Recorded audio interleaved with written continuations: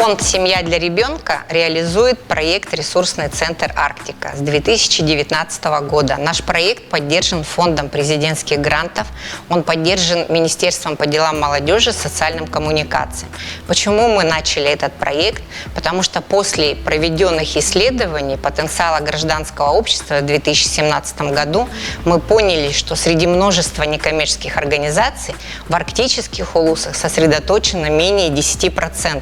И, конечно, это территория, которая нуждается в услугах консультационных, образовательных, методических, как создать НКО, как написать проект, как отчитаться, как реализовать проект, как сделать так, чтобы некоммерческие организации и активные граждане принимали участие в решении социальных, экологических проблем, чтобы они были флагманом развития арктических территорий.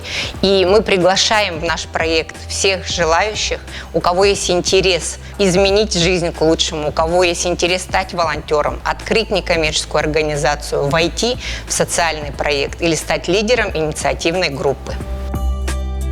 Горностай образовался в 2018 году. Здесь мы готовим проекты социально ориентированные, те, которые необходимы для местных жителей, школьников в первую очередь, студентов, молодежи. Проводим такие акции, которые связаны с очисткой территории от ликвидации тех последствий, которые с советских времен еще остались на территории района. Следующий проект, тоже социально ориентированный, связан с туристическим квест-проектом «Полярный марафон». Сейчас в холодное время, то есть в марте месяце, провели уже 2 года подряд туристический слет «Холодный берег».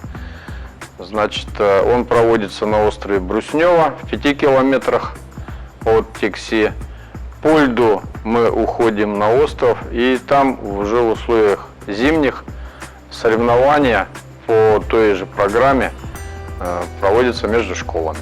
Наша задача вовлечь как можно больше детей, вовлечь в занятия, которые предусматривают здоровый образ жизни. Они должны получить те навыки выживания, которые необходимы молодому человеку